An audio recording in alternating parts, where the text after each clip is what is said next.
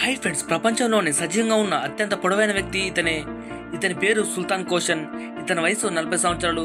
Guinness book record ప్రకారం ప్రపంచంలోనే అత్యంత పొడవైన వ్యక్తి టర్కీ దేశానికి చెందిన సుల్తాన్ 8 అడుగుల 3 అంగుళాల హైట్ ఉంటాడు. సుల్తాన్ ఈ విధంగా అసాధారణమైన హైట్ పెరగడానికి కారణం ఏంటంటే పిట్యూటరీ జిగంటిజం అని పిలువబడే పరిస్థితి కారణంగా భారీ చేతులు, అసాధారణమైన మందపాటి ఎముకలు, కీళ్లు ఏర్పడతాయి.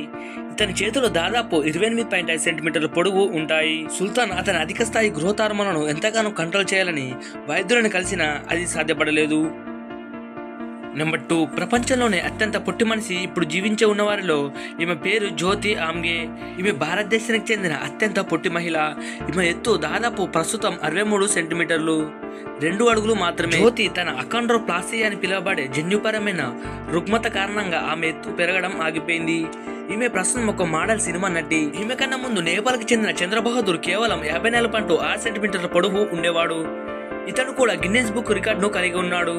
చంద్రబహదూర్ గారు 2015లో మరణించాడు. ప్రపంచంలోనే అత్యంత పొడవైన వ్యక్తి, పొట్టి మహిళ ఈజిప్ట్ దేశంలో కలుసుకున్నారు. ఈ వీడియో మీకు నచ్చినట్టయితే లైక్ చేయండి. మరిన్ని ఇంట్రెస్టింగ్ ఫ్యాక్ట్ కోసం మన ఛానల్ని సబ్స్క్రైబ్ చేయండి. అలాగే అప్డేట్ పొందడానికి నోటిఫికేషన్ని ఆన్ చేయండి.